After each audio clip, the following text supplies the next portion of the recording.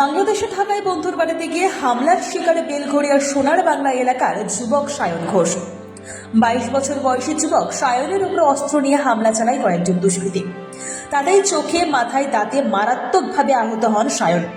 কেবলমাত্র হিন্দু এবং ভারতীয় পরিচয় জানার পরে তারপরে হামলা করা হয়। শনিবার রাতে গেদে দর্শনের সীমান্ত দিয়ে বাড়িতে ফিরে আসলেও আতঙ্ক তার চোখে মুখে। গত 23 নভেম্বর গেটে দর্শনের সীমান্ত দিয়ে বাংলাদেশ যান। 26 তারিখ রাতে বাস ধরে বেলঘড়িয়ার বাড়িতে ফিরে আসার কথা ছিল, কিন্তু বন্ধুর অনুরোধে রাত 8:30 নাগাদ বন্ধুর সাথেই বাড়ির বাইরে বের হন সায়ন। তাতেই যত বিপত্তি। বাড়ির বাইরে বেরিয়ে এই হামলার মুখে পড়েন সায়ন। সায়নকে বাঁচাতে গিয়ে তার বন্ধু আহত হন।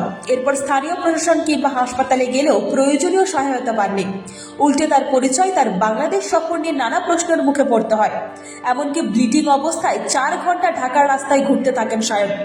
পরে ঢাকা মেডিকেল কলেজে গিয়ে প্রাথমিক চিকিৎসা করান সায়ন। কিছুটা সুস্থ হয়ে বাড়ি ফিরে আসেন এবং সেই ভয়ঙ্কর অভিজ্ঞতার কথা সবাইকে শোনান তিনি।